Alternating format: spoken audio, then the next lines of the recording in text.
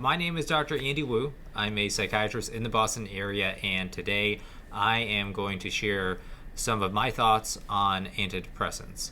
This is a very common medication that is prescribed by psychiatrists and also by primary care doctors, and I'm going to try to demystify some frequently asked questions that a lot of my patients ask me. So I think the first caveat that I'm going to share with you guys is that this is informal medical advice.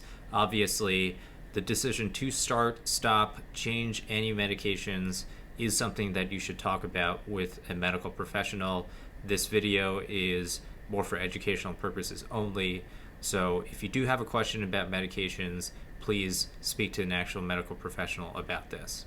So I think the first reason why people have a lot of questions about antidepressants is that we don't really have a great understanding of how these medications work. I would also say that psychiatrists and doctors and researchers alike still don't really have a very good sense of the biological mechanisms of depression. And so as a result, there's a lot of uncertainty in terms of trying to explain and trying to understand how a lot of these antidepressants work. And so what ends up happening is that with all this uncertainty, people start coming up with oversimplifications, theories that probably sound a little bit good but don't fully explain what's going on. And what ends up happening is you get a lot of people that are really confused with what these medications are even doing in the first place. So one of the most common theories that people hear about with antidepressants is that depression is the result of a serotonin imbalance in your brain, and that antidepressants, specifically the most commonly prescribed ones with selective serotonin reuptake inhibitors, or SSRIs, what they do is that they rebalance the serotonin imbalance in your brain. And this was a theory that was proposed in the 80s and the 90s. I think it got really popularized. A lot of people heard about it because a lot of the pharmaceutical companies that were trying to sell the SSRIs were communicating this theory in the form of advertisements. So a lot of people are actually familiar with this theory. The problem is it doesn't fully explain what's going on. So it is true that SSRIs do act on serotonin modulation in the brain. However, if depression truly were a result of just overall globally depressed levels of serotonin, then medications that boost serotonin levels would automatically treat all forms of depression. Now, I wish this were the case, because if that were true, then every patient that comes in my office who has depression, I would just start them on a serotonin booster. And I think the most powerful one that is in existence right now is MDMA, or ecstasy, and that's how psychiatrists would treat depression. And I think empirically we've shown that that's actually not the case, and that it's hard to actually treat depression just by boosting serotonin levels. And if I just kind of focus on the pharmacological approach with medications, you can see that in the literature right now and in terms of clinical practice, what psychiatrists do to treat depression from a medication standpoint, not all of these medications actually have things to do with modulating serotonin. So, for example, in existence in treating depression, you have medications called SNRIs, or serotonin and norepinephrine reuptake inhibitors. Medications like Effexor, medications like Cymbalta, that also act on the norepinephrine receptor. You also have antidepressants like bupropion or Wellbutrin that acts more on norepinephrine and dopamine receptors in the brain. And empirically, medications like Wellbutrin, medications like duloxetine and Effexor, they also help treat depression. So there's something going on that is beyond serotonin imbalance in the brain. And to this date, nobody really fully knows why these medications work in the way that they work in order to treat depression and in order to treat anxiety as well. So if we just focus on serotonin as a receptor, there's 30 plus serotonin receptors that have been discovered so far, and the exact mechanisms of what they actually do in the brain are still being investigated to this date. So what exactly are these medications doing? And I think as a result, we have to rely on theory, we have to rely on clinical experience of the impact of these medications. So I think in general, it's true that if we take someone who meets criteria for major depressive disorder, who's never been on any medications before, and you start them on an SSRI, an antidepressant, a lot of them are going to get better. They're going to get better from a depression standpoint, and from a side effect standpoint, a lot of them really are going to not experience a lot of severe side effects. So in general, SSRIs safe and a really good first-line treatment for treating depression if it is that the person is interested in starting medication. And I think the other thing to emphasize too is because we don't fully know exactly how this medication works, you have case reports of people where SSRIs aren't well tolerated, and you have case reports where people have very unpleasant side effects from starting these medications. And because they're so commonly prescribed, when these rare side effects happen, multiplied by the actual prevalence of these medications being prescribed, you're going to hear about it. And so even in my practice, I've heard of people who have had really negative experiences of taking antidepressants. And it's not like it doesn't exist. I think it's something that can happen. So as an example, more recently, I had a patient that was dealing with SSRI-induced bruxism, where they took an antidepressant and they experienced some really unpleasant jaw clenching, especially at night. So this is also why I think it is a very nuanced discussion that if you are thinking about starting a medication, you should really talk to your medical professional and really ask the questions about what the potential benefits would be and what the potential side effects could be. And at the end of the day, it is going to be a personal decision in terms of whether or not you want to start this medication.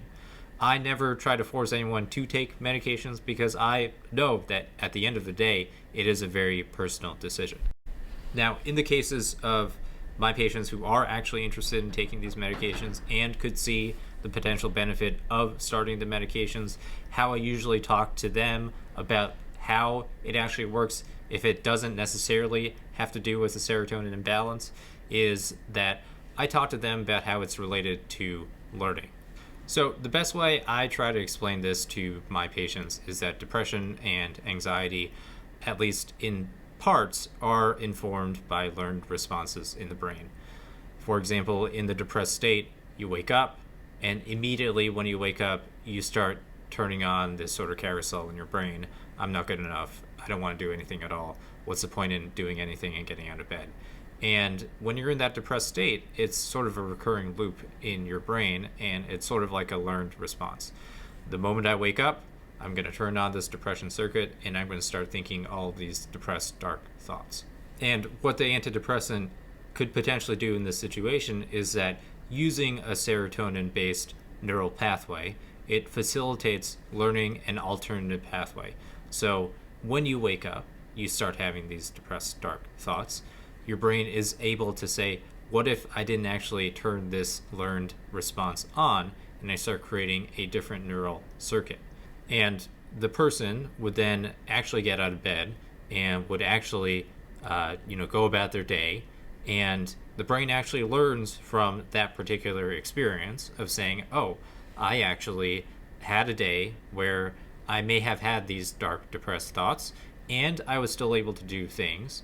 And the brain sort of learns and says, oh, the next time that this situation happens, let's say the next morning, I don't necessarily have to turn this depression circuit on.